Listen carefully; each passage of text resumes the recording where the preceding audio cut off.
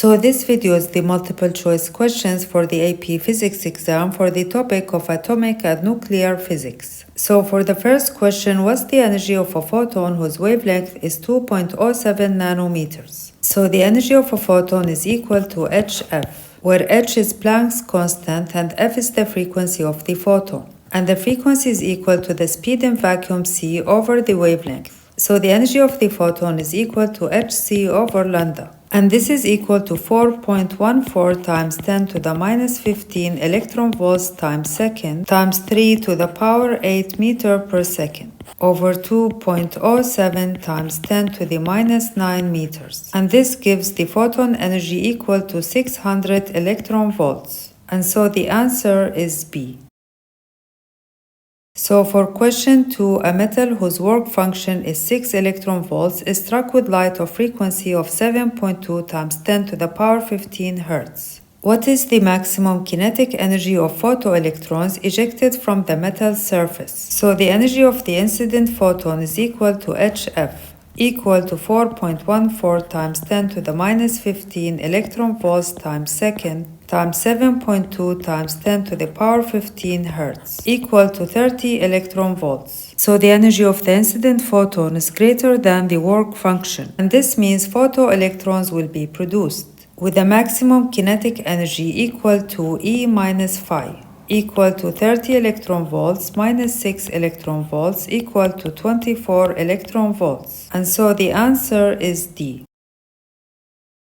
So for question 3, an atom with 1 electron has an ionization energy of 25 electron volts. How much energy will be released when the electron makes the transition from an excited energy level, where E is equal minus 16 electron volts, to the ground state? So if the atom's ionization energy is 25 electron volts, then the electron's ground state energy must be equal to minus 25 electron volts. So it is minus because it is binding energy. So making a transition from the energy level of minus 16 electron volt to the ground state of minus 25 electron volts will cause the emission of a photon that has an energy equal to minus 16 electron volts minus 25 electron volts equal to 9 electron volts. And so the answer is A. So for question 4, the single electron in an atom has an energy of minus 40 electron volts when it's in the ground state, and the first excited state for the electron is at minus 10 electron volts. What will happen to this electron if the atom is struck by a stream of photons, each of energy equal to 15 electron volts? So the gap between the ground state and the first excited state is equal to minus 10 electron volts minus 40 electron volts equal to 30 electron volts. So the electron must absorb the energy of 30 electron volts at least in order to move even to the first excited state. But the incident photons have only 15 electron volt of energy, so the electron will be unaffected. And so the answer is E.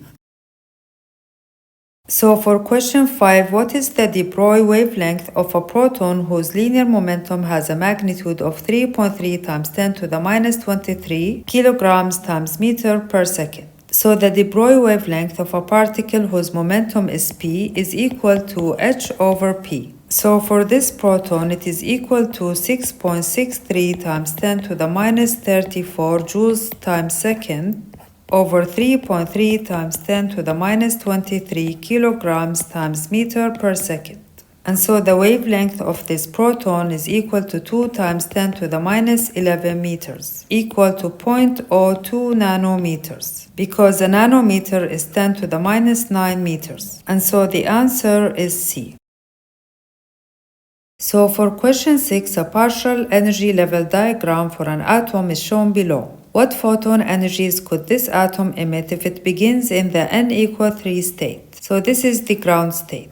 So if the atom begins in the n equal 3 state, it could lose energy by making any of the following transitions: from 3 to 2, or 3 to 1, or 3 to 2 to 1. So 3 to 2 transition would result in the emission of a photon whose energy is equal to minus 5 electron volts minus 8 electron volts equal to 3 electron volts. And the 3 to 1 transition would result in the emission of a photon whose energy is equal to minus 5 electron volts minus 12 electron volts equal to 7 electron volts. And the 2 to 1 transition would result in the emission of a photon whose energy is equal to minus 8 electron volts minus 12 electron volts equal to 4 electron volts. And so if the atom is initially in the n equal 3 state, it could emit photons of energy equal to 3 electron volts, 7 electron volts, or 4 electron volts. And so the answer is E. So for question 7, the ground state energy level for ionized helium is equal to minus 54.4 electron volts. How much energy must the electron in the ground state of ionized helium absorb in order to be excited to the next higher energy level? So the energy of the nth level is given by this equation. En is equal to E1 over n squared, where E1 is the ground state energy. So the energy level n equal to, which is the next level above the ground state, has an energy equal to E1 over 4, equal to minus 54.4 electron volts over 4, equal to minus 13.6 electron volts. So the difference in energy between the ground state n equal 1 and the state n equal 2 is delta E equal to minus 13.6 electron volts minus 54.4 electron volts equal to 40.8 electron volts. So an electron in the ground state of ionized helium must absorb this energy in order to be excited to the next higher energy level, which is n equal 2. And so the answer is D. So for question 8, what would happen to the energy of a photon if its wavelength were reduced by a factor of 2? So the energy of a photon is given by hf, where h is Planck's constant and f is the frequency of the photon. Or we can write it as hc over lambda. And so the energy is inversely proportional to the wavelength. So if lambda is decreased by a factor of 2, then E will increase by a factor of 2. Or you can write it this way, E1 equal hc over lambda 1. So lambda 2 is equal to lambda 1 over 2 because it is decreased by a factor of 2. And then E2 is equal to hc over lambda 2 equal to hc over lambda 1 over 2 equal to 2E1. So the energy is increased by a factor of 2. And the answer is C. So for question 9, in an exothermic nuclear reaction, the difference in mass between the reactants and the products is m, and the energy released is Q. In a separate exothermic nuclear reaction in which the mass difference between reactants and products is m over 4, how much energy will be released? So the equation that relates the mass difference m and the disintegration energy Q is Einstein's mass energy equivalence formula. Q equal mc square. Because c square is a constant, we see that Q is proportional to m. And so if m decreases by a factor of 4, then so will Q. And the answer is A. So for question 10, what's the missing particle in the following nuclear reaction? So in order to balance the mass number in the equation, the superscripts here, we must have 2 plus 63 is equal to 64 plus A. So A is equal to 1. And in order to balance the charge, which is the subscripts, then 1 plus 29 is equal to 30 plus Z. And so Z is equal to 0. And the particle with a mass number n and no charge is a neutron, n10. So the answer is B.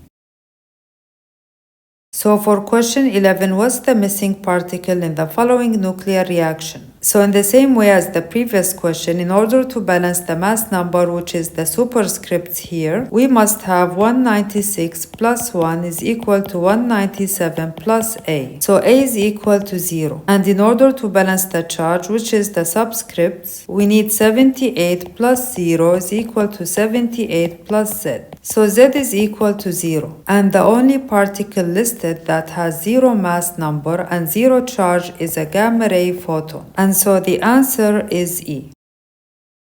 So thank you for watching and see you in the next video.